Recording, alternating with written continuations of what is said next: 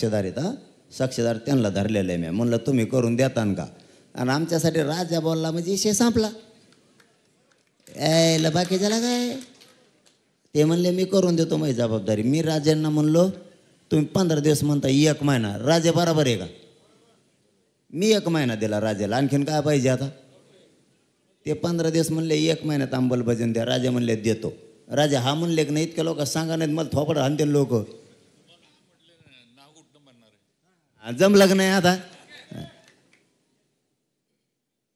हे 2 विषय अंमलबजावणी झाली. खाली काय राहिला आता? जरा डोका लावाय शिका ना. येतो ना ती दबी. सगळे सोयऱ्यांच्या बद्दलचा विषय काढला. आधी हे घेतो थांबा.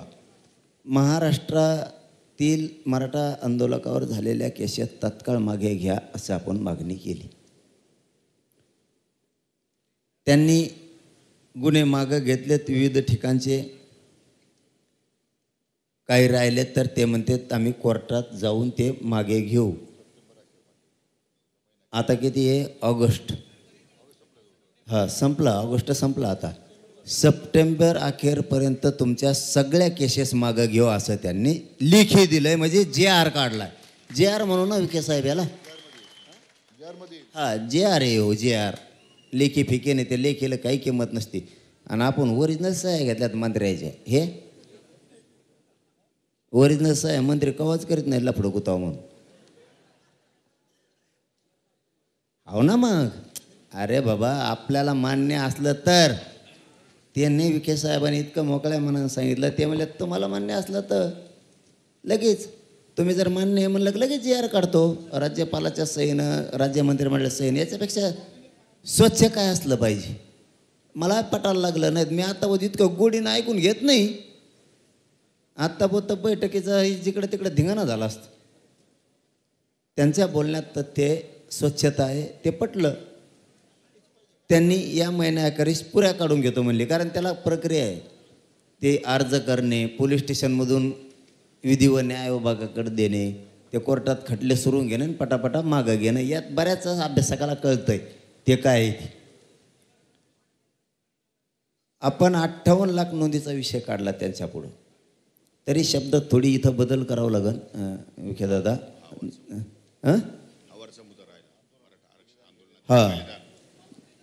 मग डोकं चाला ना. उपोषणाने गाळ झालो ना. तुम्ही लय गाळ केलं ना मला. मग डेअरी उतरली. डेअरीत नव्हती मला. मराठा आरक्षण आंदोलनातील बलिदान गेलेल्या कुटुंबियांना तात्काळ आर्थिक मदत व शैक्षणिक पात्रतेनुसार शासकीय नोकरी देण्यात आदेश द्यावेत असं आपण मागणी केली होती. त्यांनी असं सांगितलंय मराठा आरक्षण आंदोलनातील बलिदान गेलेल्या कुटुंबियांच्या वारसांना ₹15 कोटी इतकी मदत शासनामार्फत देण्यात आलेली आहे. याच्या आधी उर्वरित कुटुंबियांना आर्थिक मदत 1 आठवड्याच्या आत त्याच्या खात्यावर जमा करण्यात येईल असं त्यांनी सांगितलंय. होऊन जाईल. ते काय त्यांना खिशातून त्याचं काय असल्यासारखं खेळ आहे. ते काय सोपं असतं. त्यांच्या गळ्यात हे वरचं लफडलं डेंजर होतं आहे, खालचं नव्हतं. आणि नोकरीचं राज्य परिवहन मंडळात म्हणणं आहे. आमचं म्हणणं आहे थोडं इथं बदल केला तर बरं होईल एवढ्या वेळेस. का एखादा पोरगा जर खूप शिकलेला असला राजेसाहेब, ते एसटीचं ड्रायव्हर नाही होत. शैक्षणिक पात्रतेनुसार जर सरकारी नोकरी दिली तर असून पोरं असते किती ते 50-50. आणि त्या लेकराचं बाप गेला, आईचं कोंपाळाचं कुंकू पुसलं, सासू-सासरे सांभाळायचे आहेत, कोणी आधार देत नाही, कुटुंब उघडर पडलं कसं कमाव. मला वाटतं ते केलं तर बरं राहील. नसता हे व्हायना द्या लवकर.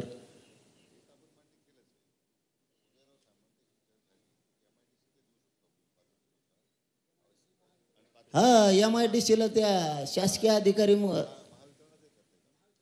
महावितरणमध्ये करा. परत तुम्ही MIDCचं चांगलं आहे.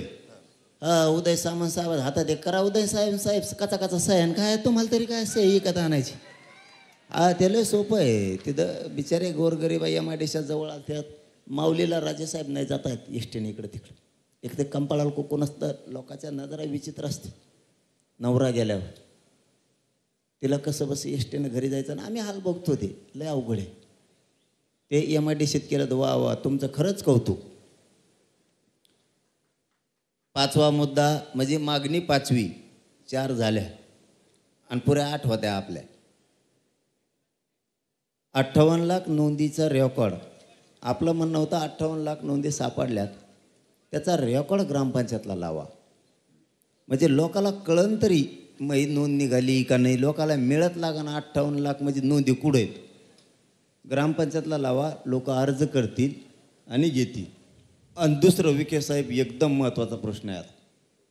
त्या लावून तुम्ही द्याच बरं का प्रमाणपत्र, पण व्हॅलिडिटी आत्तापर्यंत, आज तारीख किती आहे 2. तुम्ही आत्ता इथून गेले नाही का आदेश काढा. आत्तापर्यंतच्या व्हॅलिडिटीला वर्ष झाले लोक रोखून धरल्यात. 25,000 रुपये दिले की 1 मिनिटात व्हॅलिडिटी देतोय. याचा अर्थ खोटी आहे का नाही. तो दाटून म्हणतो तांत्रिक अडचणी आहे. तेवढा मात्र एक निर्णय करा, व्हॅलिडिटी ताबडतोब द्या. व्हॅलिडिटीच्या देण्यासंदर्भात आपण जो मुद्दा मांडला तो अतिशय बरोबर आहे. त्या ठिकाणी लोकांना प्रचंड त्रास सहन होतो, मानसिक त्रास होतो. म्हणून आम्ही आता उपसमितीने असं ठरवलं आहे की आता त्या समितीला एक क्वाशी ज्युडिशियल पॉवर दिले आहेत, न्यायिक अधिकार दिलेले आहेत. तरी आम्ही आता काही स्वतंत्र त्या संदर्भात माहिती घेऊन आता जिल्हाधिकाऱ्यांना प्राधिकृत करतो आपण प्रत्येक जिल्ह्याच्या, की दरीत प्रत्येक सोमवारी मिटिंग घेऊन या संदर्भात जेवढे दाखले आलेले आहेत ते ताबडतोब निकाली काढावेत.